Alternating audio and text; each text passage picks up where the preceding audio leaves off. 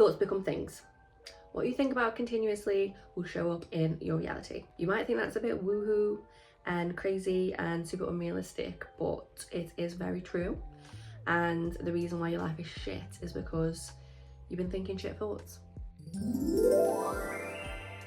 This links back to manifestation, because manifestation is described as the idea that through the power of belief we can effectively think a goal into becoming reality. This literally means that our thoughts become things. But I always think good things will happen and they don't. I hear you cry. Well, this will be because of your dominant beliefs. If you think a thought long enough, it becomes a belief. Once it is solidified as a belief, we start to see evidence of this in our reality. Although you may have a passing thought that today is going to be a good day, for example, that won't change the landscape of your whole reality if you've continuously practiced the belief that today and every day is in fact a bad day. For today to be a good day, you would need to continuously practice the belief that today and every day is a good day. You would then need to look out for evidence of that in your 3D reality, because the universe is showing you evidence of these things. You're just not tapping into them. Someone buying you a cup of coffee, for example, someone even like letting you go in traffic, bumping into an old friend you haven't seen in a while, someone complimenting something that you're wearing or that you've done, or, you know, praising you at work. These are all evidences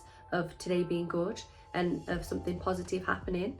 But a lot of the time we like to latch on to the negative element of things, and then momentum builds for what it is that we're thinking about, and then we get hit with more evidence of today being bad, of more evidence of why nothing ever goes right for you. Because if you're constantly on the wave of having a bad day, you're only ever going to see evidence for your day being bad, regardless of there's little pockets of joy or happiness or evidence of today actually being pretty okay. A really good way I find to understand the concept of thoughts and beliefs is the thought, or a thought, being a stone or a rock. And over time, when you continuously think this thought, it's a new rock being added to a pile. And then before you know it, it will solidify as a belief or a dominant thought. So if your huge pile of thoughts have built up to say that every day is going to be a bad day, then having just one thought of today is going to be a good day isn't going to be enough to shake the already built up pile of bad day thoughts. To create the belief around something else, so say you're sick now of creating scenarios of today being a bad day, you want to be more positive, you want to see good days reflected to you. You say once one day, today's going to be a good day, and then you have a shit day. So then you're like, oh, this doesn't work, manifestation's rubbish, right? But really and truly, you just need to start building the pile of good day to outweigh the already built up pile of bad day thoughts. So to do this, you would have to continuously practice every day that today is a great day, that every day is great for you, that things always go right for you. You're always shown how amazing the day can get. The day just keeps getting better and better. All these amazing things throughout the day constantly happen to you, right?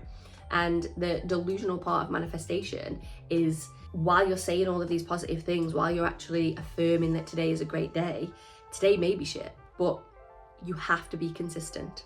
You have to think the thought enough for it to become a dominant belief in order for it to reflect in your reality. You having bad days because you constantly thought that you're having bad days, that's showing in your 3D reality.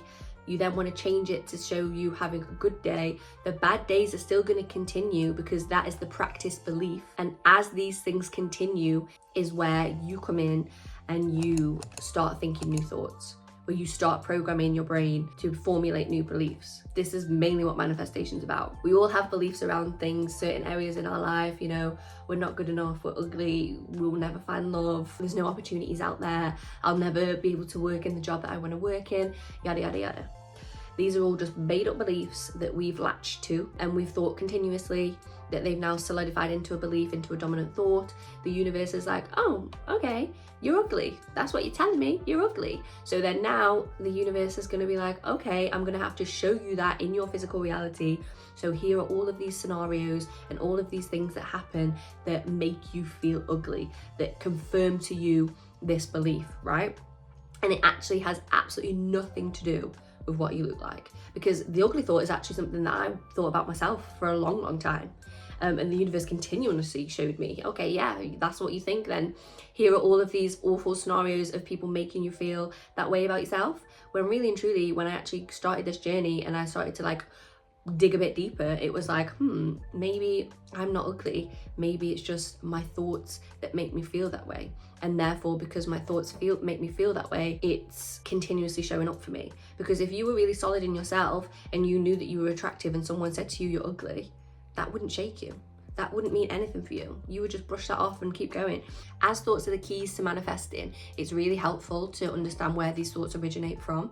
So if we're going to use the ugly example, maybe a parent said something to you, or maybe your peers, it could even be the media. Maybe you've struggled with your weight your whole life because you've seen skinny girls in magazines forever. And now you have a complex because you haven't got a flat stomach. And it's just like, these are just unrealistic standards. It's just made up. There's plus size women dominating the runway. So what's making you think that because you've got a bit of a belly that you're not beautiful, or that strips you away of your beauty? It's just, it doesn't make sense. It's all about how you feel, what you believe to be true. It actually has nothing to do with how you look, what your circumstances are, anything like that. There's, you know, countless forms of beauty and success and, you know, ways of being and ways of living. Like, just because you feel a certain way about yourself doesn't necessarily mean that it's true. We just have to dig a bit deeper into where these thoughts originate from. So my example would be, I'm of colour and the area I grew up in is predominantly white. So I just had this complex that, you know, I'm not attractive, you know, because the boys were going for the white girls because they were all white, do you know what I mean? And that's just what they knew. And I'm here, you know, with big hair, dark skin and black features because I'm, you know, half Jamaican. Me then having that complex fed into my adult life and my adult relationships, because I would continuously think to myself, I'm not attractive, I'm not chosen, nobody wants me kind of vibe. And then the universe would continuously show me that over and over again. It wasn't until I got to adulthood, I remember my mum saying to me, look at yourself in the mirror and tell yourself that you're beautiful, and do that every day. And I started to do that, and then within time I started to believe it. My appearance didn't change in any way. My face has always been the same. My hair's always been this way. The way that I thought shifted my whole reality and shifted the way that men perceived me now, the way that other people perceive me now. Now I'm having strangers coming up to me on the street and telling me how beautiful they think I am, or telling me how nice my hair is. Whereas in the past, it was the opposite. I was getting racial abuse walking down the street. I was getting people saying awful things about my hair. As soon as I decided that that's not true for me, my whole reality shifted. I just want to take this opportunity to plug my fashion accessories brand, freedomfunky.com. We have the cutest accessories for sale, from bracelets to bags and everything else in between. We have free worldwide shipping, and our spring summer collection will be dropping any day now. Use Elevate10 for 10% off. I want to emphasize as well how it has nothing to do with like what's going on around you. Circumstances don't matter. You've probably heard that a lot if you're in the manifestation community, but it is so true. If you feel ugly, for example, and you get plastic surgery, then that's not to say that, oh, as soon as you get off the table, you're going to feel great. Look at celebrities. They have countless procedures, countlessly go under the knife. Like, if you literally Google like the people that have had the most plastic surgery, there's interviews of them talking about how they don't feel good in their body, and no matter what they do, they still don't feel good and they still don't feel nice, because it has nothing to do with how they look or what's going on with their body. It literally is a mindset. It's a mental state. Feeling good about yourself is mental. It has absolutely nothing to do with what's going on around you. It's also important to know, as a child, you're unable to process certain situations or really thoroughly understand what they mean. Like, say for example, a young boy on the playground pushes you over and calls you ugly, and then now you're like 50 and you feel awful about yourself and you hate yourself and you think you're so ugly and you don't even know why. And it's all links back to that one memory of you being 5 and some boy who probably didn't even like himself, or was maybe even being bullied himself, or didn't even really understand the weight of the word ugly, and just said that just to be mean and just to be as kids are. And then now you've latched onto that, you've perpetuated that thought, and it's become a huge pile of belief that it's so solidified that you don't feel good. And it's not even you that's decided that for yourself, it was 5-year-old you. And 5-year-old you isn't gonna know, oh, that boy's having a bad day, so he's saying something mean and that actually doesn't mean anything about me. 5-year-old you is gonna take that as, oh my God, I'm ugly, right? And then you carry that with you for your whole life, and you can apply this to everything, everything that you think, everything that you perceive about this world and about reality and about everything, all come from experiences and our interpretation of those experiences and what those experiences say or mean about us. Think about it. This is so true with people thinking like their parents getting a divorce is their fault, or failing a test means they're unintelligent, or getting dumped means they're undesirable, or, you know, being rejected means that there's something wrong with them, when actually none of those things are true. As a human, we make stories up about things. We're always trying to figure things out. We're always trying to know what's going on, right? So as a child, someone rejects you, or, you know, your dad abandons you, for example, you're going to take that as I'm unlovable. When really that's not true. Your dad just had his own shit going on, his own limiting beliefs from his own shit childhood. It actually has nothing to do with you. So I feel it's super, super important to get to the root of these thoughts and really understand where they come from. And I think when you do that, when you dig a bit deeper, you will see that they were never you. It was never you. And even if it was a loved one saying mean things to you and we're so desperate for their approval, it still doesn't mean anything about you. You are not flawed. They just didn't feel good about themselves and they project that onto you. If you think about your life and think about yourself and think about your opinions of yourself, like your body, your career, your intellect, your financial situation, romantic relationships, friendships, and the environment you're in, if you were to write down your opinion on these areas of your life, really look at those things that you've written down and think to yourself, where do these opinions originate from? Like maybe you have an opinion around love that men are trash, love is hard to come by, you know, women are toxic, you know, it could be anything, right? Where does that thought originate from? Where does that come from? It's probably coming from the toxic relationship that you saw growing up, or from the lack of love that you felt in childhood. Essentially, this work is holding a magnifying glass up to yourself, up to your past, up to your thoughts, beliefs, habits, actions, and thinking about where these originate from. Why do we do the things that we do? Why do you think the things that you think? It's really, really important to ask yourself that. Like maybe you think that you're unintelligent and you'll never amount to anything because you were continuously told by teachers that you were unintelligent and that you'll never amount to anything. But there's countless people that left school without GCSEs that are multimillionaires now, because it has nothing to do with what's going on around you and everything to do with what you believe to be true for you. So if what you believe to be true for you is something quite toxic or something quite limiting, that's something that's not very good, then you really, really need to have a look at your thoughts and really dig a little bit deeper on that and then change them, essentially.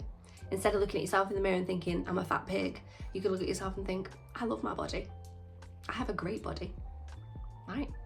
Think that. Like, you get to decide what it is that you think about yourself. You get to decide what that voice in your head is. What is that monologue in your mind? Is it your mum's voice telling you you're ugly, or you're a failure, or you're a disappointment, or you're not good enough? Or is it, you know, the media's voice telling you that life is hard, the job opportunities are scarce, the market's oversaturated, and, you know, there's no room for you to exist, there's no room for you to be successful because, you know, there's a cost of living crisis.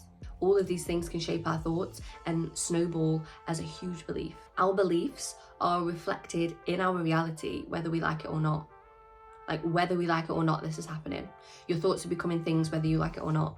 Has something ever happened to you where you're like, I knew that would happen. Knew I wouldn't get the job. Knew he'd leave me. I knew I'd fail. I knew that, right? When really all you knew was some old story that you've been telling yourself, and you've just confirmed that. Why not tell yourself something different? Like, why not? So it's really, really important to feel good within, to have a really positive inner self-talk. And this doesn't mean that intrusive thoughts aren't going to happen and that negative thoughts aren't going to come up, obviously. Like, if you're grown now, which I assume you are, even if you're like a teenager, that's still years and years and years. It's been 84 years. A thought being thought over and over and over again. So if you want the opposite of what you've been thinking, of what you've been experiencing, it hopefully isn't going to take you years and years and years, but you're going to have to undo years of the negative work that you've been doing, right? You're going to have to undo years of the thought that says you're a piece of shit, and now continuously affirm to yourself that you are worthy and that you are, you know, the best, the baby. Circumstances do not matter. It's all about how you think and feel within. It's not, I need this thing to feel good. It's, I feel good and then I attract this thing. Like, so many people think, once I've had this, then I'll feel happy. Once this has happened, then I'll feel good. That's never going to happen when your mindset is constantly in a negative loop about how shit your life is and how bad everything always is. It has nothing to do with what's going on around you. It has nothing to do with these pretend milestones that society's inventing to say that, you know, you've got to tick these off your list and then you'll feel good. Because how many people that are married with kids and in a decent job hate their lives? Like, so many. They're not prioritizing their mindset. You can't feel poor and then attract money. You have to feel wealthy to attract money. You can't feel like you hate yourself and then attract love. Like, you have to feel love to attract love, right? Like, you have to feel like it's possible to get it. Like, you have to believe on some level. Like, you can't feel like a failure and then go into a test and expect to pass. You have to feel like a winner. You have to feel like you've passed. You have to feel as though that is a possible potential for you. And a huge part of this is not relying on other people to validate you in that, and like just feeling it within yourself, knowing it within yourself. Because if you're constantly looking outside of you for validation, you're never going to get it. And why even look outside when you can just look within? Like, if you're on this journey, your life is shit, then 9 times out of 10, you have not had people in your life constantly encouraging you. Or even if they are, you're not believing it. So it's not about anybody else. It's not about what's going on around you. It's not about what people say, what people do. It's about how you feel within and the story that you're constantly telling yourself day in and day out about yourself, about your life, about the circumstances that you find yourself in. And that is how thoughts become things. That is why your reality is the way that it is. And this can seem so overwhelming for some people, because at the end of the day, it's down to you. Like, you can't shift the blame and say, oh, my life is rubbish because my parents got divorced. So you're just gonna stay there. And like, whose parents didn't get divorced? Like, get a grip. Like, in the nicest way possible. You have to fix up. You have to fix up. And demand better for yourself. Like, yeah, fair enough, this really sad traumatic thing happened to you when you were younger, and you're just gonna live the rest of your life like that. Like, you could potentially live till you're 90 years of age, 100 years of age. This bad thing happened to you when you were 10. That's 90 years of life you're willing to stay there, to be a victim. It's just like, you have to tell yourself a new story.